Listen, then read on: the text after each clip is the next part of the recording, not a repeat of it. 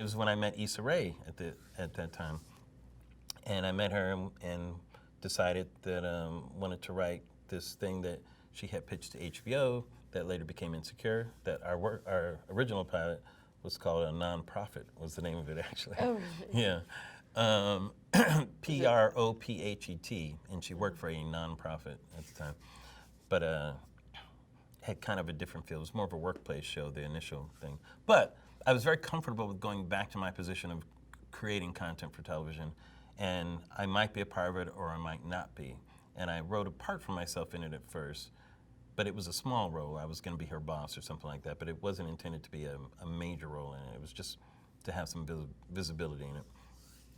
And while we were waiting for notes for that, we had done several drafts of it. In the process, HBO is very deliberate. They really take their time. They're not on the same schedule as the networks. And they know what they want. And sometimes, even if they can't express it, until you get that, you're not ready to even make a pilot yet, you know? So it can be, as a writer, it's very frustrating, you know? But that's how they do, you know? And they've had very good success doing that, you know? So while I'm, you know, waiting for them to give us notes at a certain time, I was approached about supervising the pilot for Blackish at ABC. And I read Kenya's script, and I mean, he had me on page one. It just jumped off the page. And I thought, absolutely, I want to do this, you know.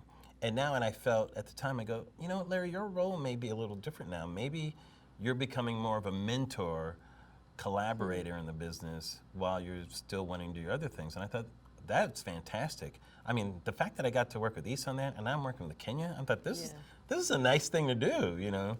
I had so much fun working with Kenya on that, and his ideas were so bold and so visual and splashy and had so much.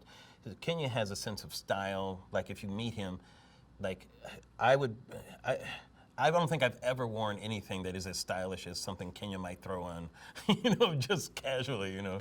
Because he co-created the show with Tyra Banks. What's the name of it? America's Top Model, is that it? Yeah.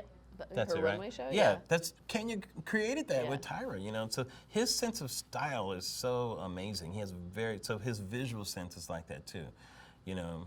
And I'm the behavior person, you know, and I love that mix of style and behavior and that type of stuff. So we had a good mix, and I was kind of the mentor and all that stuff.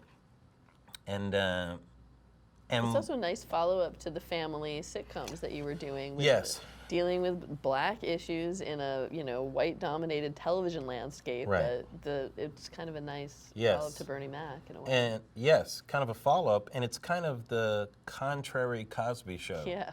Yeah, it's not the opposite, but the contrary, where it's embracing its blackness Yeah. as opposed to not mentioning its blackness, you know. And blackness is a point of view, and it's the, you know, it's the question at hand, and it's the conflict and all that kind of stuff, which, you know, it couldn't be more in my wheelhouse, you know, turning all that stuff upside down. Sure.